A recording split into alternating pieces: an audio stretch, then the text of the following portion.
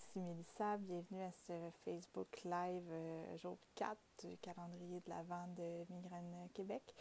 Je vais être honnête avec vous, ça fait un petit bout que je suis assise ici puis je ne sais pas trop de quoi vous parler ce matin.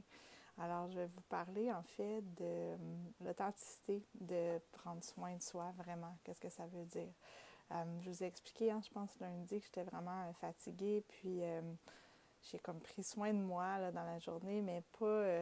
mon mental a été très actif quand même. Donc oui, je me suis reposée physiquement, mais j'étais pas vraiment à l'écoute nécessairement de ce que je ressentais.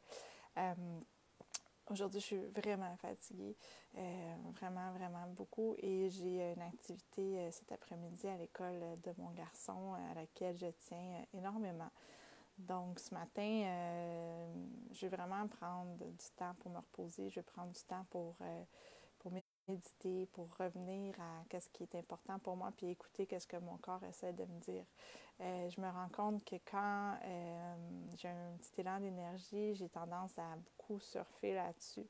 Et puis, à ne pas vouloir écouter les signaux de fatigue, à ne pas vouloir écouter qu'est-ce que mon corps, des fois, essaie de me dire, puis qui finit par me crier avec une migraine, parce que je n'ai pas écouté le signe 1, le 2, puis le 3, fait que là, il est rendu à sortir l'arsenal lourd pour que je comprenne qu'il y a besoin de repos.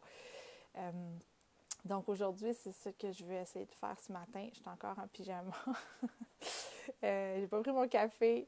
C'est ça, je vais faire les prochaines étapes. Je pense que je vais prendre mon café, je vais lire un livre que ça fait 4 jours que je me dis que je veux lire, là, puis que j'ai donc pas le temps de le lire.